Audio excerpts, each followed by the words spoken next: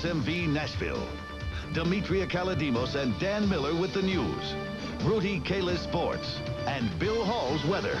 Next on Impact 4, a night owl in tennis shoes. 54 years old. Some people think this man is crazy. You might think so too. But this running man could care less. I'm Andy Pearson. You'll meet one of Nashville's fixtures in the middle of the night. Coming up next in Impact 4.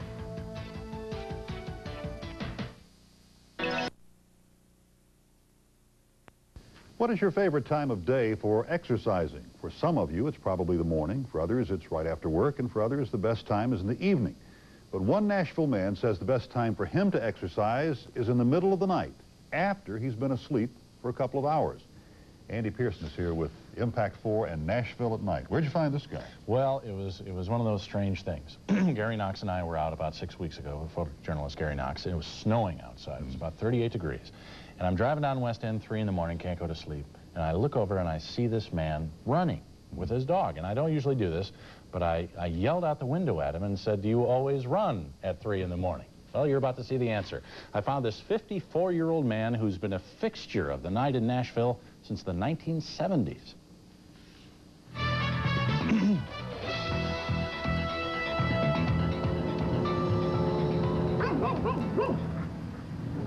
It's a time when the city neither stops nor goes, only flashes yellow.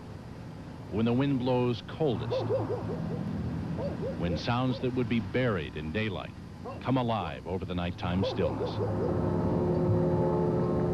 A time of day most men and beast would not claim as their own, except for a select few.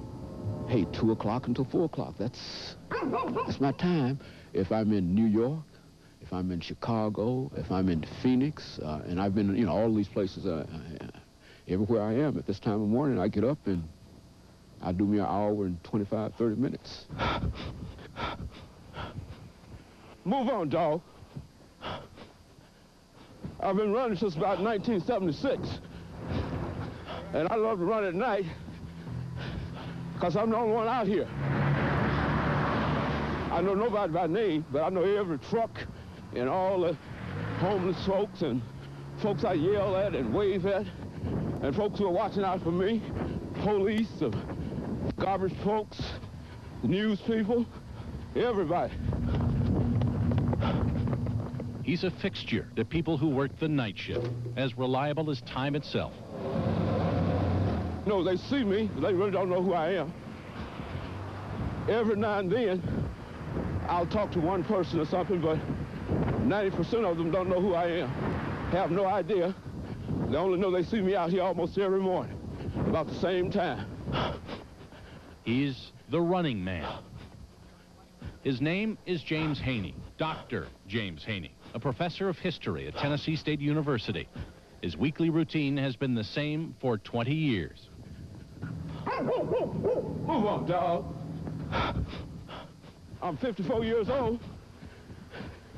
Feel like I'm 19. That's enough for me. I go to bed at 10, get up at 2, go back at 4, 15, and back up at 6. You heard right. At about 2 in the morning, when most of us are snuggled up tight, James Haney and his dog Sandy get up from a sound sleep and run their route of 9.78 miles. He does it because he was once told this would be impossible. Back in 1975, my grandfather accidentally shot me in the leg with a .38 caliber pistol. Excuse me. And I was told that I would never be able to walk again unless I started to use the leg. And of course, as soon as I got out of the hospital, I started running around the yard here. And after a week of that in the yard, went down to the local high school. And after about 6 years of that, I decided to go downtown. You won't see him wearing headphones or taking his pulse. His shoes don't pump up. James Haney just runs. Down West End, past Vanderbilt. Morning. Up and down the deserted streets of downtown Nashville. To the banks of the Cumberland River. Down to First. It's 9 7/8 of a mile down to the foot, all the way greeting and waving to people he's seen for nearly a third of his life.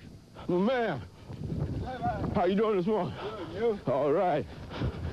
James Haney does this 5 days a week. Same time, same route, same distance. I can't see any disadvantages in this at all. And this is what I do, and I love it. I'm not doing this with people. And if they think I'm crazy, well, I can appreciate that. I just believe in the human personality, and I believe that we can do anything that we want to do once we make up our minds to do it. Takes an hour and a half out of my day, and I think it's worth it. Plus, it requires discipline, and I think I got that. And that makes me feel good about myself. Gives me greater self-esteem, and I can get out and meet the world better. As he makes that last block toward home, there's no one there. No welcoming committee at the finish line. No one to notice. Before he goes back to his wife and children in his warm bed, there's always a prayer of thanks that he's been able to put one foot in front of the other for another night. Oh, thank you, Lord. Okay. Thanks that he can still devote 2 hours out of each 24, even though it is in the middle of the night, to his body and his well-being. Thanks that there is life, and that life is good.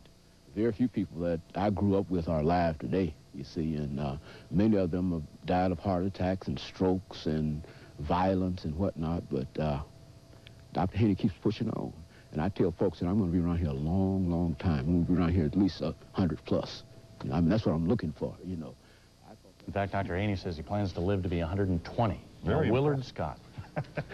Now, does the doctor ever have problems out there? Anybody ever attack him or try to rob him or anything? Never. In 20 years. Really? Never had a problem. In all those cities, too. But he says the biggest threat is the cars.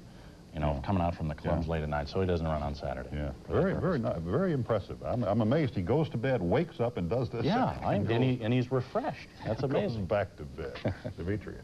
Ahead on the scene at 6.